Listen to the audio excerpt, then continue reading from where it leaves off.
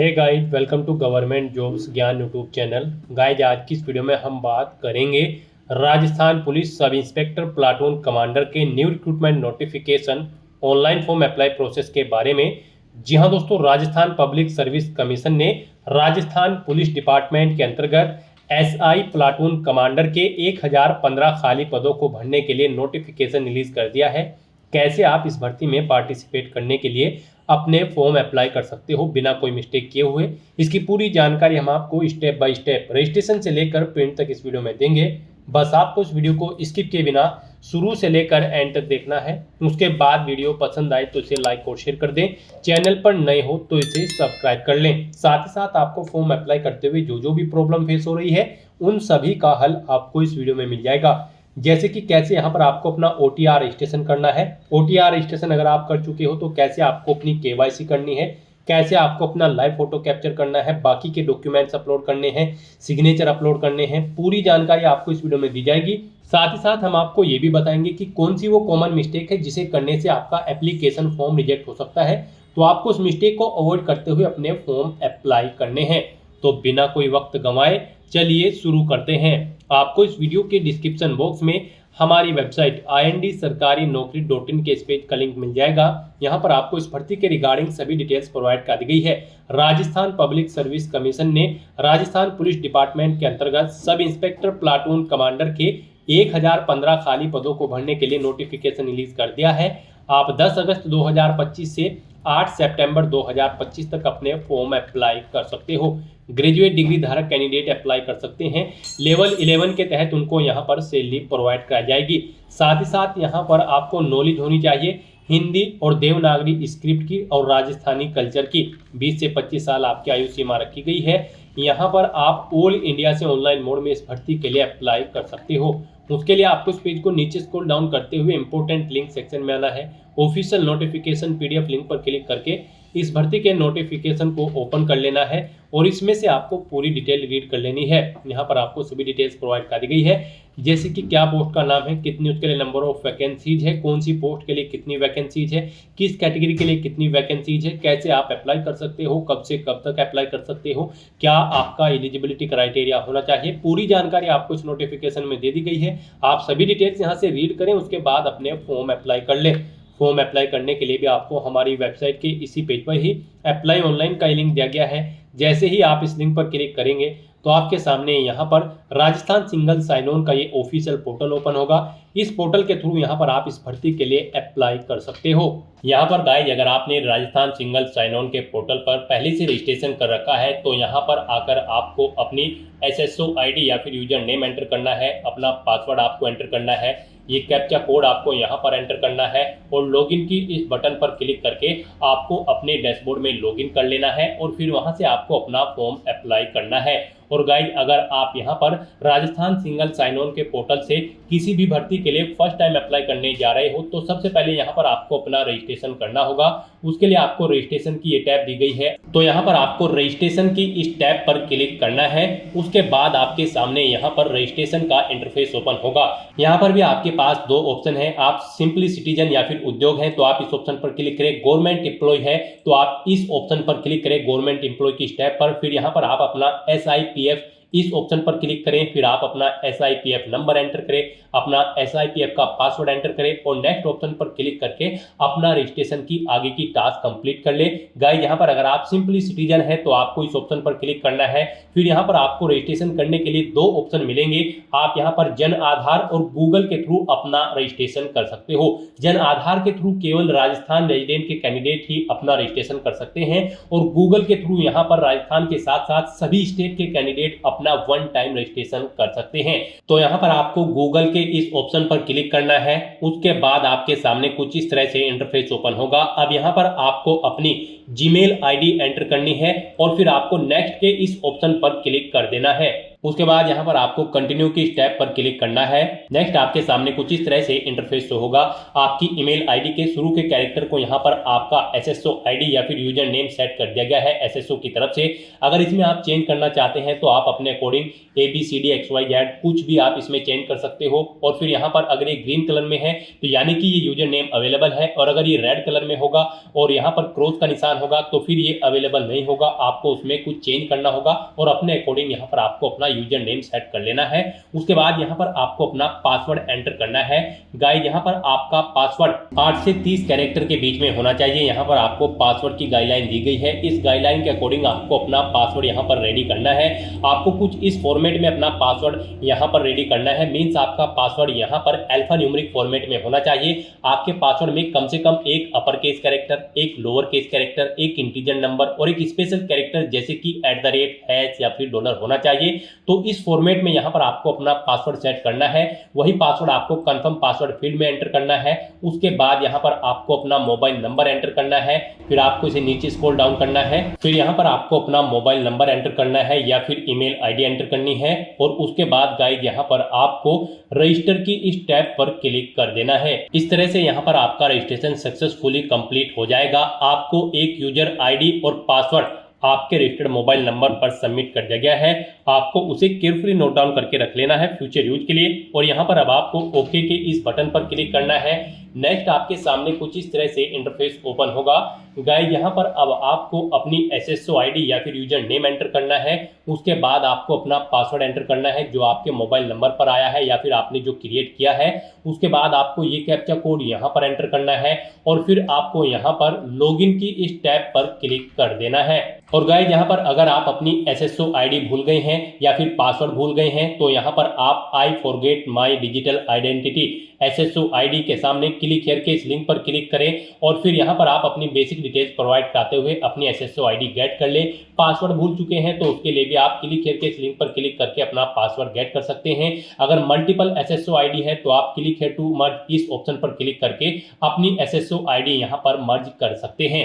तो बस यहाँ पर अब आपको अपनी यूजर आईडी और पासवर्ड एंटर करके और ये कैप्चा कोड एंटर करके अपने डैशबोर्ड में लॉगिन करना है। नेक्स्ट आपके सामने कुछ इस तरह से इंटरफेस ओपन होगा। गाइस यहाँ पर अब आपको अपनी प्रोफाइल अपडेट करनी है। सबसे पहले यहाँ पर अगर आप अपना फोटो ऐड करना चाहते हैं तो आप इस फोटो पर क्लिक करें। फिर यहाँ पर आप इस फोटो पर क्लिक करें। उसके बाद यहाँ पर आप इस ऑप्शन पर क्लिक करें और अपना फोटो सिलेक्ट करके यहाँ पर आप उसे अपडेट कर सकते हैं। अपना प्रोफाइल फोटो यानी कि आप यहाँ पर सेट कर सकते हो। उसके बाद यहाँ पर आप अपना फर्स्ट नेम चेंज करना चाहते हैं तो इसे आप चेंज कर सकते हैं। लास्ट नेम चेंज करना चाहते हैं तो इसे आप चेंज कर सकते हैं। उसके बाद यहाँ पर आपका जो डिस्प्ले नेम, आपकी प्रोफाइल का जो डिस्प्ले नेम होगा वो यहाँ पर आप एंटर कर दें। इसे आप अपने अकॉर्डिंग यहाँ पर सेट कर सकते हैं। फिर यहाँ पर आपको अपनी डेट ऑफ बर्थ इस कैलेंडर में से सिलेक्ट कर लेनी है। उसके बाद यहाँ पर आपको अपना जेंडर सिलेक्ट करना है, आप मेल हो, फीमेल हो या फिर ट्रांसजेंडर या फिर अदर। उसके बाद यहाँ पर आपको अपना मोबाइल नंबर एंटर करना है। यहाँ पर आप इस ऑप्शन पर क्लिक करें, अपना मोबाइल नंबर एंटर करें और फिर आप सेंड ओटीपी ऑप्शन पर क्लिक करें। उसके बाद आपके रजिस्टर्ड मोबाइल नंबर पर एक ओटीपी जाएगा। वो ओटीपी आपको यहाँ पर वेरीफाई करना है। तो यहाँ पर आपको अपना ओटीपी एंटर करना है जो आपके मोबाइल नंबर पर आया है और उसके बाद आपको यहाँ पर वैलिडेट ओटीपी के इस ऑप्शन पर क्लिक करके अपना मोबाइल नंबर यहाँ पर वेरीफाई कर लेना है।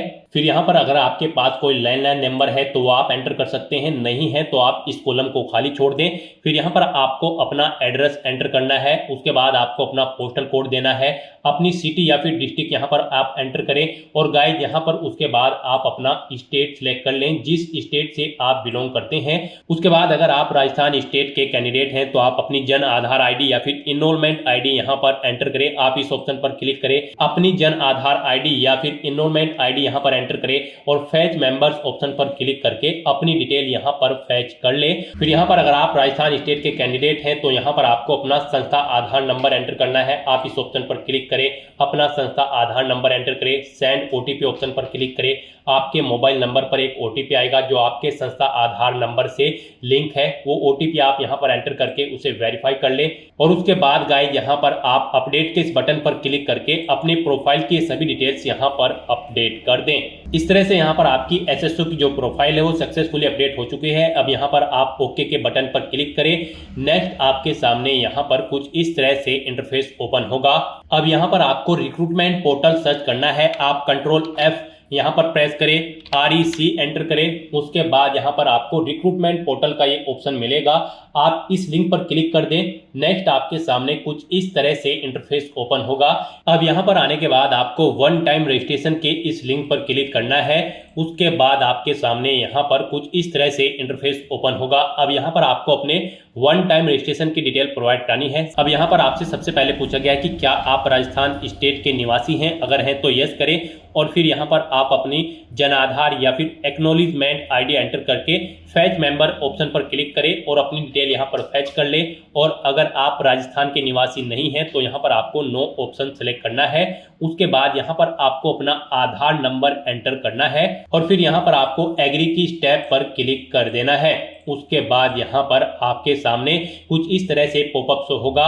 यहाँ पर आपसे पूछा गया है कि क्या आप राज्य भर्ती पोर्टल को एक बार पंजीकरण यानी कि OTR के लिए मेरे आधार विवरण, नाम, पिता का नाम, लिंग और जन्म दिनांक का उपयोग करने की अनुमति प्रदान करते हो या फिर करती हो। तो आपको इस चेकबॉक्स को ओके करना है और फिर आपको सेंड OTP के इस ऑप्शन पर क्लिक कर देना है। फिर आपके सामने कुछ इस तरह से इंटरफेस ओपन होगा। अब यहाँ पर आपको अपना आधार वेरीफाई करना है। उसके लिए आपको यहाँ पर इस चेकबॉक्स को ओके करना है और फिर आपको OTP भेजें इस ऑप्शन पर क्लिक कर देना है। उसके बाद यहाँ पर आपके रजिस्टर्ड मोबाइल नंबर पर एक OTP आएगा। उस मोबाइल नंबर पर जिससे आपका आधार लिंक है वो OTP आप यहाँ पर एंटर करें और फिर आप प्रमाणीकरण करें इस ऑप्शन पर आप क्लिक कर दें। इस तरह से यहाँ पर आपका आधार वेरीफाई हो जाएगा और आपकी जो डिटेल्स है वो यहाँ पर आपके आधार से फैच करके फिल कर दी गई है, जैसे कि आपका नाम, आपका जेंडर, आपके फादर का नाम, आपकी डेट ऑफ बर्थ। अब यहाँ पर आपको अपना मोबाइल नंबर एंटर करना है और फिर यहाँ पर आपको gate email from SSO profile इस ऑप्शन पर क्लिक करके अपनी ईमेल ID को यहाँ पर फैच कर लेना है। जो आपने रजिस्ट्रेशन टाइम पर अपनी ईमेल ID एंटर की थी वो यहाँ पर फैच होके आ जाएगी। फिर यहाँ पर आपको वेरीफाई OTR आपको इस ऑप्शन पर क्लिक कर देना है। फिर यहाँ पर आपको आपकी डिटेल शो कर दी जाएगी। आपकी डिटेल अगर ओके है तो यहाँ पर अब आप फाइनल सबमिट के इस ऑप्शन पर क्लिक कर दें। उसके बाद आपके रजिस्टर्ड मोबाइल नंबर पर एक OTP आएगा। वो OTP आपको यहाँ पर एंटर करना है और उसके बाद आपको यहाँ पर वेरीफाई OTP के इस ऑप्शन पर क्लिक कर देना है। इस तरह से यहाँ पर आपके वन टाइम रजिस्ट्रेशन की डिटेल सक्सेसफुली सेव हो जाएगी। आपको एक रजिस्ट्रेशन नंबर यहाँ पर प्रोवाइड कर दिया गया है, वन टाइम रजिस्ट्रेशन नंबर। आपको इसे केयरफुली नोट डाउन करके रख लेना है फ्यूचर यूज के लिए। और यहाँ पर अब आपको ओके के इस बटन पर क्लिक करना है। फिर आपको आपके OTR के इसी इंटरफेस पर आपको रिडायरेक्ट कर दिया जाएगा। यहाँ पर आपकी OTR की सभी डिटेल्स वेरीफाई हो चुकी है। आपको एक रजिस्ट्रेशन नंबर जो वहां पर दिया गया था वो रजिस्ट्रेशन नंबर यहाँ पर भी शो कर दिया गया है। आपको इसे केयरफुली नोट डाउन करके रख लेना है फ्यूचर यूज के लिए। अब गाइस यहाँ पर आपको अपना फीस पेमेंट करना है। नेक्स्ट स्टेप आपका फीस पेमेंट का होगा। उसके लिए आपको यहाँ पर पे फीस की स्टेप पर क्लिक करना है। उसके बाद आपके सामने यहाँ पर कुछ इस तरह से पॉपअप शो होगा। अब यहाँ पर आपसे पूछा गया कि क्या आप राजस्थान स्टेट के कैंडिडेट हैं, अगर हैं तो यस करें और फिर यहाँ पर आप अपनी कैटेगरी सिलेक्ट करें।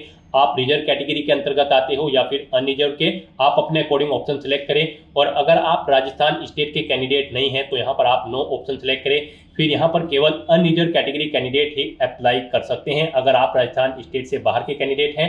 उसके बाद यहाँ पर आपसे पूछा गया कि क्या आप स्पेशली एबल्ड कैंडिडेट हैं, अगर हैं तो आप यहाँ पर यस ऑप्शन सेलेक्ट करें। उसके बाद यहाँ पर आपको 400 रुपये फीस के रूप में जमा कराने होंगे। और अगर आप स्पेशली एबल्ड कैंडिडेट नहीं हैं तो यहाँ पर आपको नो ऑप्शन सेलेक्ट करना है। फिर यहाँ पर आपको 600 रुपये एप्लीकेशन फीस के रूप में जमा कराने होंगे। तो इस तरह से आपको आपकी कैटेगरी के अकॉर्डिंग यहाँ पर फीस का अमाउंट शो कर दिया जाएगा। गाइस हम यहाँ पर आपको एक बार फिर से बता दें, अगर आप यहाँ पर वन टाइम रजिस्ट्रेशन करने जा रहे हो, अगर आप अनरिजर्व कैटेगरी से बिलोंग करते हो तो फिर आपको 600 रुपये फीस जमा करानी है। रिजर्व कैटेगरी के अंतर्गत आते हो तो फिर आपको 400 रुपये फीस के रूप में जमा कराने होंगे। ये अमाउंट आपको सिर्फ एक बार जमा कराना है। उसके बाद SSO के पोर्टल से जितनी भी भर्तियां निकलेगी, जितनी भी भर्तियों के लिए आप अप्लाई करोगे, फिर आपको कोई शुल्क जमा नहीं कराना है। ये वन टाइम फीस है, आप एक बार फीस जमा करा के फिर यहाँ पर एसएससी की इस वेबसाइट के थ्रू मल्टीपल जॉब्स के लिए आप अप्लाई कर सकते हो। तो यहाँ पर अब आपको आपकी कैटेगरी के अकॉर्डिंग अमाउंट शो कर दिया जाएगा। उसके बाद यहाँ पर आपको पे फीस के इस ऑप्शन पर क्लिक करना है, फिर आपको ओके करना है। उसके बाद यहाँ पर आपको फीस पेमेंट के इंटरफेस पर डायरेक्ट कर दिया जाएगा। यहाँ पर आपके पास 3 चॉइस है, आप 3 तरह से अपना फीस पेमेंट कर सकते हो, नेट बैंकिंग के थ्रू, एग्रीगेटर के थ्रू या फिर QR कोड पेमेंट के थ्रू। यहाँ पर सबसे बेस्ट ऑप्शन आपके लिए QR कोड पेमेंट रहेगा। आप यहाँ पर इस ऑप्शन को सिलेक्ट करें, फिर यहाँ पर आप फोन पे ऑप्शन सिलेक्ट करें और पे नाउ के इस ऑप्शन पर क्लिक कर दें। उसके बाद गाइस यहाँ पर आपको फीस पेमेंट के इंटरफेस पर डायरेक्ट किया जाएगा। नेक्स्ट आपके सामने कुछ इस तरह से इंटरफेस ओपन होगा। यहाँ पर आप 2 तरह से फीस पेमेंट कर सकते हो, QR कोड के थ्रू या फिर आप अपने मोबाइल नंबर के थ्रू यहाँ पर फीस पेमेंट कर सकते हो। आपके लिए यहाँ पर बेस्ट ऑप्शन QR कोड रहेगा। तो यहाँ पर आप शो कोड ऑप्शन पर क्लिक करें, आपके सामने ये QR कोड शो होगा। आप अपने किसी भी UPI से इसे स्कैन करें और अपना फीस पेमेंट कर दें। सक्सेसफुली फीस पेमेंट करने के बाद आपको आपके OTR के डैशबोर्ड पर डायरेक्ट कर दिया जाएगा। यहाँ पर आपका फीस पेमेंट सक्सेसफुली कंप्लीट हो चुका है। अब आप व्यू रिसिप्ट के इस ऑप्शन पर क्लिक करके अपनी एप्लीकेशन फीस की एक रिसिप्ट का यहाँ पर प्रिंट आउट ले सकते हैं फ्यूचर यूज के लिए। और यहाँ पर अपनी ये फीस पेमेंट करने के बाद अब आपको नेक्स्ट ऑप्शन कंप्लीट करना है, वो आता है यहाँ पर आपका OTR eKYC। आपको इस ऑप्शन पर क्लिक करना है। अब यहाँ पर गाइस आपको अपना लाइव फोटो कैप्चर करना है और अपना हैंड रिटन डिक्लेरेशन डॉक्यूमेंट आपको अपलोड करना है। लाइव फोटो कैप्चर करने के लिए आपको कुछ गाइडलाइंस दी गई है, इन्हें ध्यान में रखते हुए आपको अपना फोटो यहाँ पर कैप्चर करना है। यहाँ पर 5 सेकंड के टाइमर के पश्चात अभ्यर्थी अपनी पलक 2-3 बार झपकाए।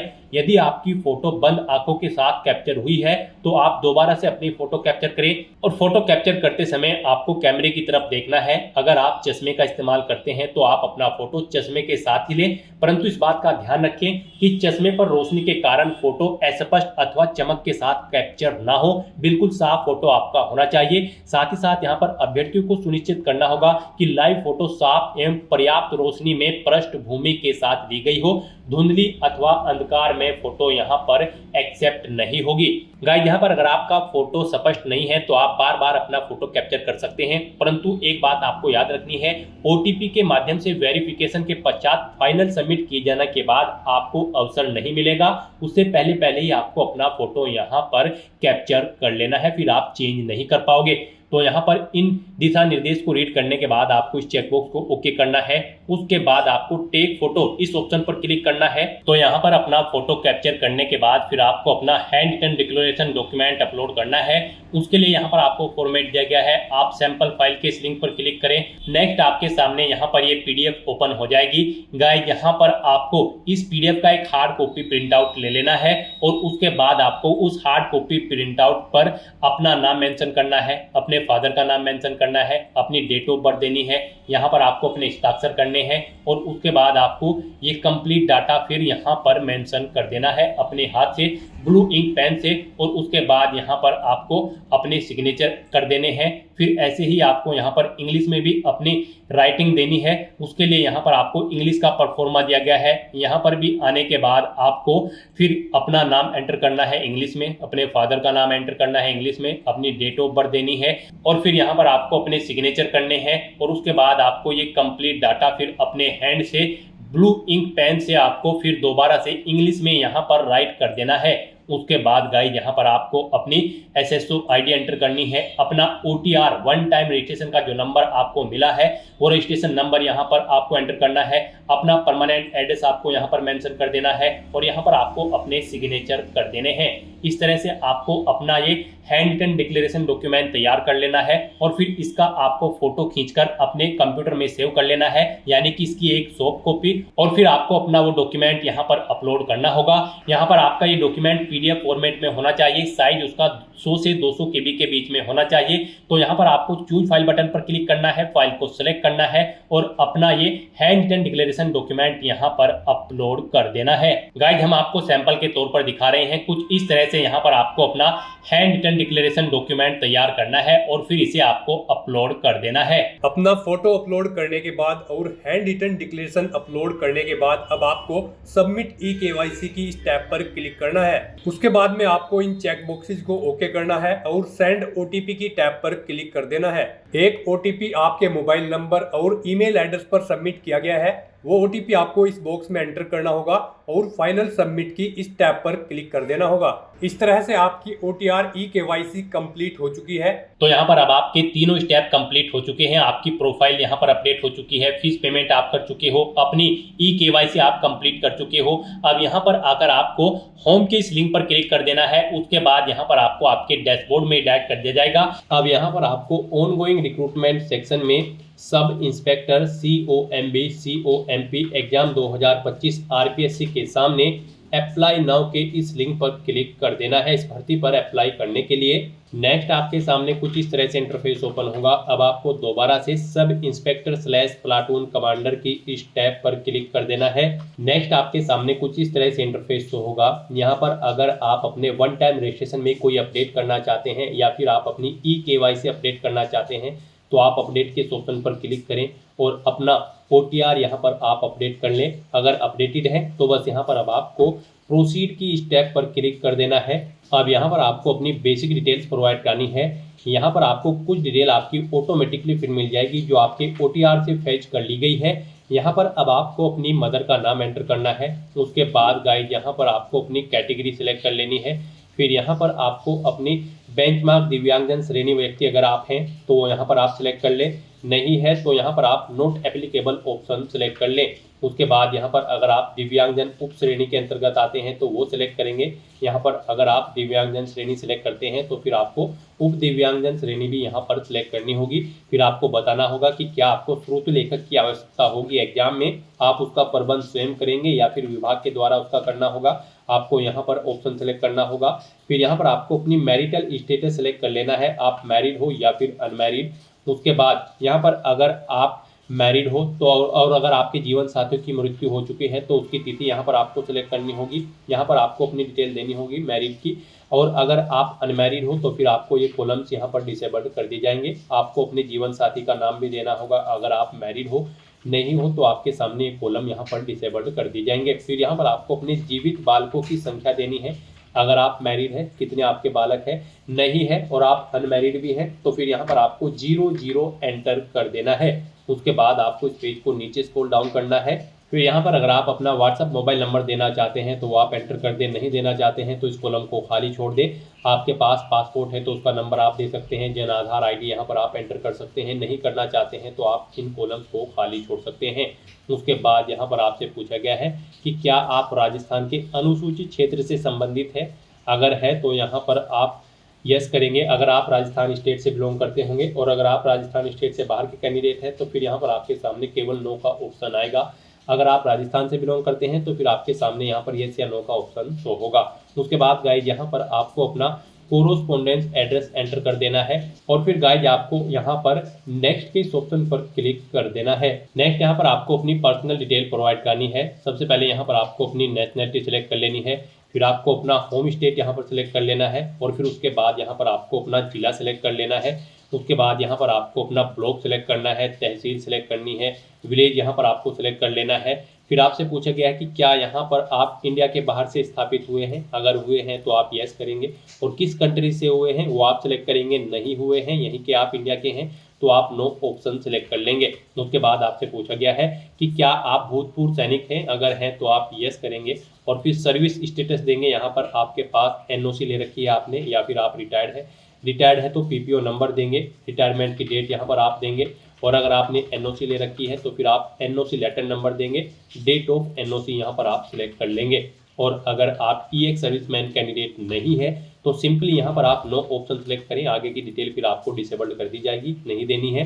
फिर आपसे पूछा गया है कि क्या आप स्पोर्ट पर्सन हैं, अगर हैं तो आप यस करेंगे, और फिर यहाँ पर आप टाइप सेलेक्ट करेंगे अपने स्पोर्ट का, आपने नेशनल लेवल पर नेशनल लेवल के आप स्पोर्ट पर्सन हैं या फिर इंटरनेशनल, आप अपने अकॉर्डिंग यहाँ पर ऑप्शन सेलेक्ट करें और फिर उसकी डिटेल यहाँ पर प्रोवाइड कराएं।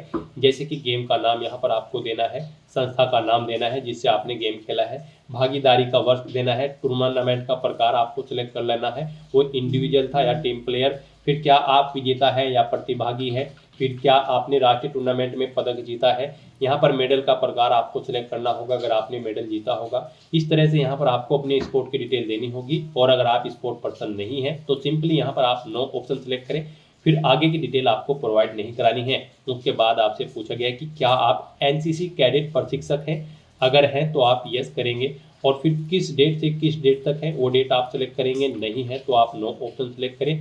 उसके बाद यहाँ पर आपसे पूछा गया है कि क्या आप भूतपूर्व कैदी हैं, अगर हैं तो आप यस करेंगे, फिर यहाँ पर आप डेट सेलेक्ट करेंगे कब से कब तक आप कैदी थे, नहीं है तो आप नो ऑप्शन सेलेक्ट करेंगे। फिर यहाँ पर आपसे पूछा गया है कि क्या आप मौजूदा सरकारी विभाग या फिर सार्वजनिक उपक्रम कर्मचारी हैं, अगर हैं तो आप यस करेंगे, और फिर यहाँ पर आपको बताना होगा किस में आप सर्विस करते हैं, सेंट्रल में या फिर अदर स्टेट में, या फिर राजस्थान स्टेट या फिर राजस्थान स्टेट पंचायत समिति। यहाँ से आप अपने अकॉर्डिंग ऑप्शन सेलेक्ट करें, और नहीं है तो आप नो ऑप्शन सेलेक्ट करेंगे। फिर यहाँ पर अगर आप राजस्थान के गवर्नमेंट एम्प्लॉय हैं तो आपको अपनी सब कैटेगरी यहाँ पर सेलेक्ट करनी होगी, ऑर्गेनाइजेशन का नाम देना होगा जिसमें आप कार्यरत थे, नहीं है तो फिर यहाँ पर आप इन ऑप्शन को ऐसे ही छोड़ दें। फिर यहाँ पर आपको अपनी पोस्ट डेजिग्नेशन भी देनी होगी, अगर आप यहाँ पर एम्प्लॉय हैं, अपॉइंटमेंट डेट भी देनी होगी, नहीं है तो आप इन कॉलम्स को ऐसे ही खाली छोड़ दें। फिर यहाँ पर आपको अपनी एडिशनल कैटेगरी सेलेक्ट करनी है, अगर आप यहाँ पर रिलीज इमरजेंसी कमीशन से हैं तो इस ऑप्शन को सिलेक्ट करें, रिजर्व आर्मी पर्सनल कैंडिडेट हैं तो आप इस ऑप्शन को क्लिक करें, नहीं है तो इन ऑप्शंस को ऐसे ही खाली छोड़ दें। और फिर गाइस यहाँ पर अपनी सभी डिटेल्स फिल करने के बाद आपको नेक्स्ट के इस ऑप्शन पर क्लिक कर देना है। नेक्स्ट यहाँ पर आपको अपनी एजुकेशनल क्वालिफिकेशन की डिटेल प्रोवाइड करनी है। इसके लिए गाइस यहाँ पर अब आपको सबसे पहले इस चेकबॉक्स को ओके करना है, और फिर यहाँ पर आपको अपनी क्वालिफिकेशन की डिटेल प्रोवाइड करनी है। इस भर्ती में पार्टिसिपेट करने के लिए आपके पास ग्रेजुएट डिग्री होनी चाहिए किसी भी रिलेवेंट डिसिप्लिन के अंतर्गत किसी वेल रिकॉग्नाइज्ड यूनिवर्सिटी से, प्लस यहाँ पर आपको हिंदी रिटर्न देवनागरी स्क्रिप्ट की नॉलेज होनी चाहिए, और राजस्थानी कल्चर की नॉलेज भी आपको होनी चाहिए। तो यहाँ पर क्वालिफिकेशन प्रोवाइड करते हुए सबसे पहले आपको अपनी 10वीं क्लास की डिटेल प्रोवाइड करनी है। यहाँ पर आपको सबसे पहले सब्जेक्ट देने हैं 10वीं क्लास के, जो से सब्जेक्ट आपके पास थे। फिर यहाँ पर आपको अपने बोर्ड का नाम देना है जिससे आपने अपनी 10वीं क्लास पास आउट की है। फिर यहाँ पर आपको अपनी 10वीं क्लास का रोल नंबर एंटर करना है, परीक्षा का परिणाम बताना है, वो CGPA में था, ग्रेड में था या फिर परसेंटेज में। उसके बाद यहाँ पर आपको पासिंग ईयर सेलेक्ट कर लेना है। फिर यहाँ पर आपको बताना है कितने परसेंट मार्क्स यहाँ पर आपने ऑब्टेन किए हैं 10वीं क्लास में। उसके बाद ऐसे ही यहाँ पर आपको अपनी 12वीं क्लास की डिटेल देनी है। यहाँ पर आपको सब्जेक्ट एंटर करने हैं 12वीं के, बोर्ड का नाम देना है जिससे आपने अपनी 12वीं क्लास पास आउट की है, 12वीं का रोल नंबर यहाँ पर आपको एंटर करना है, रिजल्ट बताना है वो आपका CGPA में था, ग्रेड में या फिर परसेंटेज में। फिर आपको पासिंग ईयर सेलेक्ट कर लेना है 12वीं का, उसकी परसेंटेज यहाँ पर आपको देनी है, 12वीं में कितने परसेंट मार्क्स आपने ऑब्टेन किए थे। फिर यहाँ पर आपको अपनी ग्रेजुएशन की डिटेल प्रोवाइड करनी है, या फिर इसके इक्विवेलेंट अगर आपके पास कोई डिग्री है तब भी आप यहाँ पर एलिजिबल हो इस भर्ती में पार्टिसिपेट करने के लिए। तो उसकी डिटेल यहाँ पर अब आपको देनी है ग्रेजुएशन या फिर इसके इक्विवेलेंट डिग्री की।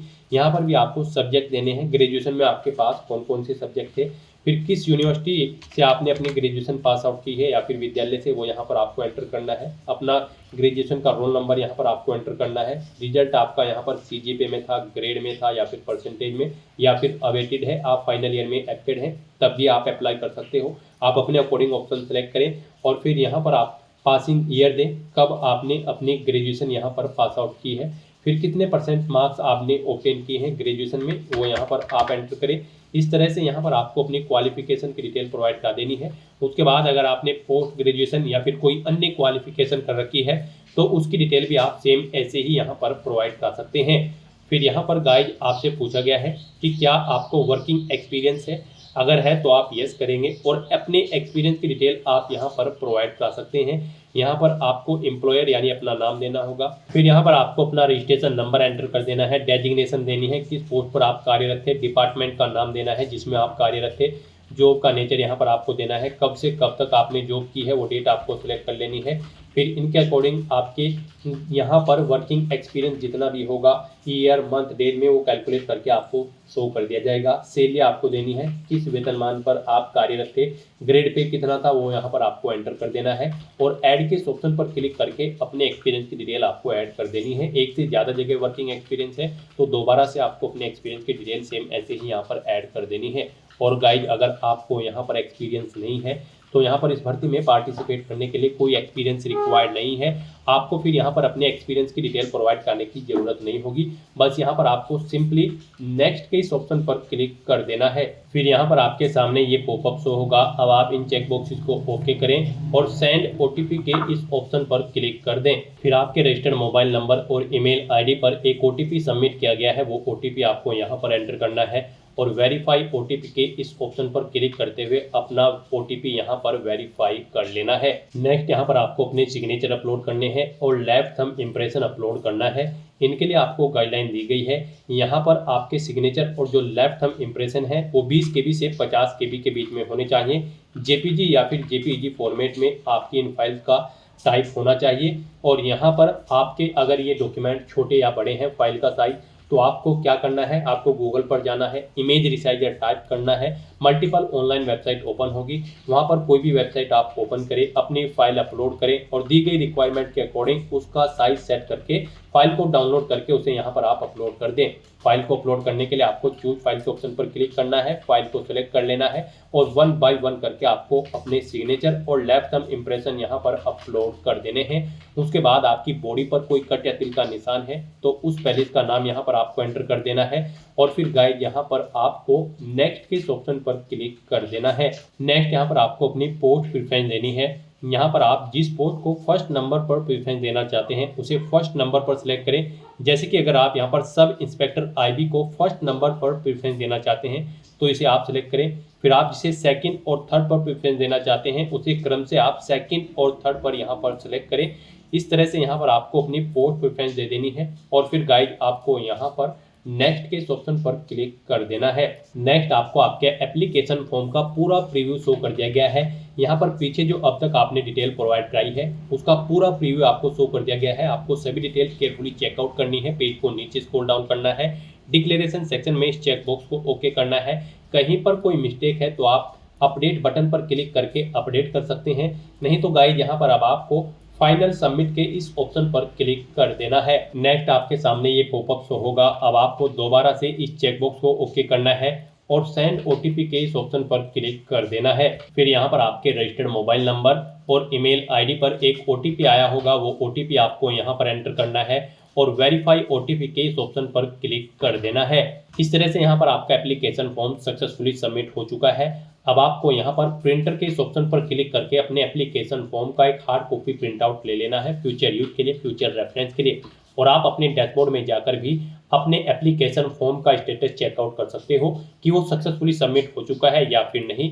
उसके लिए यहाँ पर अब आपको माई रिक्रूटमेंट के लिंक पर क्लिक करना है और अपने डैशबोर्ड में जाकर चेकआउट कर लेना है कि आपका एप्लीकेशन फॉर्म सक्सेसफुली सबमिट हो चुका है या फिर नहीं।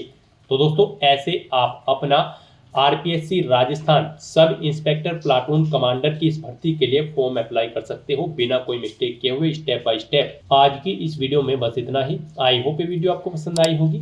अगर पसंद आई हो तो इसे लाइक और शेयर करें। चैनल पर नए हो तो इसे सब्सक्राइब कर लें। Thanks for watching.